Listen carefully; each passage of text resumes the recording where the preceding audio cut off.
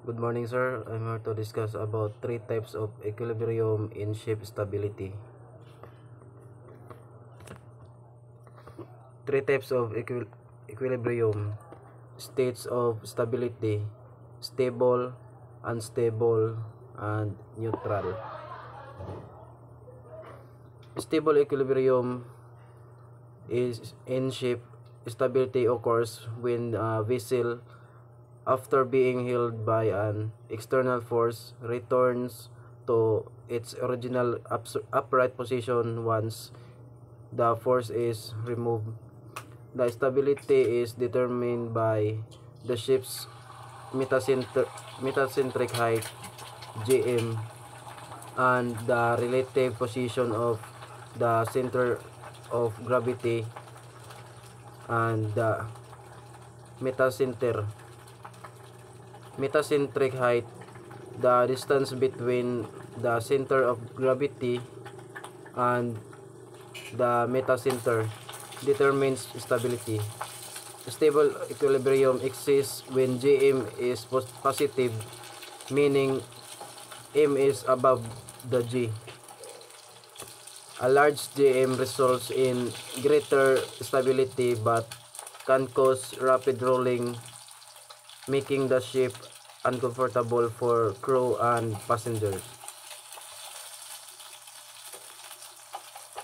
Stability equilibrium. Stable. Righting moment, when the ship tilts, the center of buoyancy shift to the lower side. This creates a righting moment, restoring force that pushes the ship back to its upright position. The strength of this righting moment depends on the GM and the heeling angle. Effects of center of the gravity, rolling motion, lower G smooth rolling, higher G abrupt rolling.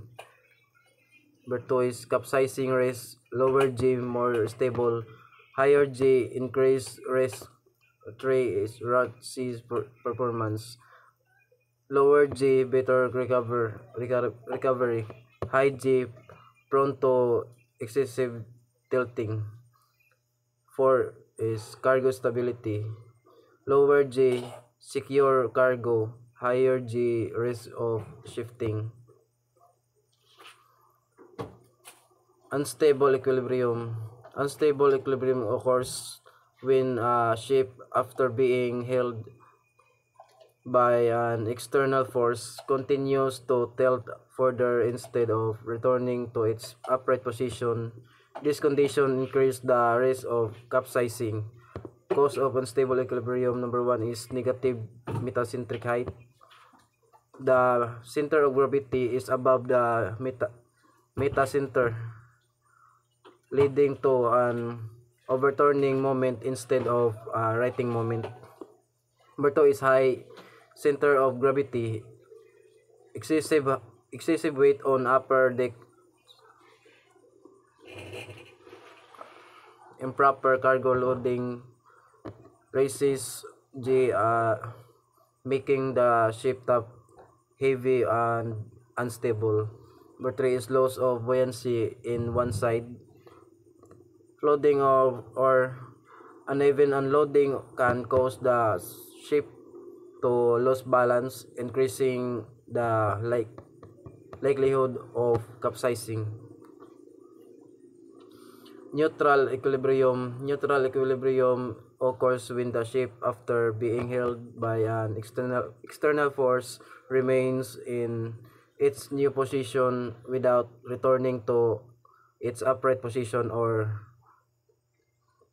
typing further. In this state, there is no restoring or overturning moment, meaning the shape stays still until an additional force acts on it.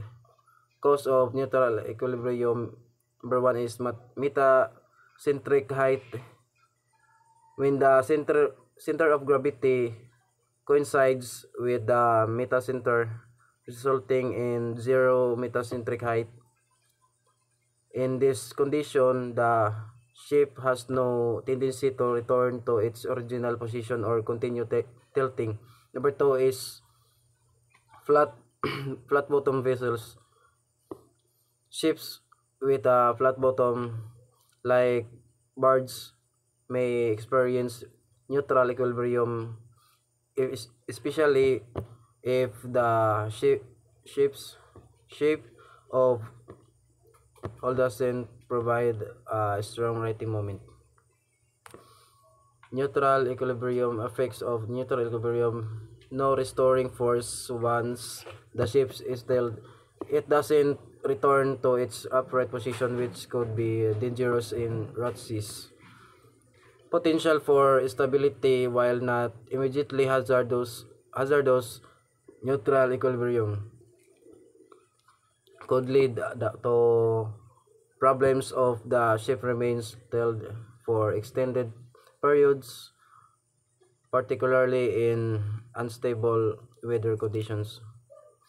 Comfort in calm condition: neutral equilibrium may not cause significant discomfort, but it could be problematic in waves and wind.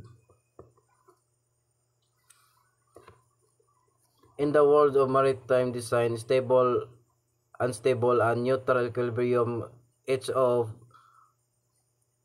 valuable lessons about balance, safety, and force of nature. Stable equilibrium represent the ideal, ensuring the ship stability to recover from disturbance, safety, navigate challenging conditions. Unstable equilibrium teaches us the consequence of poor designs, remaining engineers of the importance of proper weight distribution and structural integrity. Finally, neutral equilibrium highlights the delicate balance between stability and adaptability, encouraging thoughtful innovation in vessel design. Together, these equilibrium types underscore the intricate relationship between engineering and the neutral environment, guiding us towards safer, more efficient maritime operations.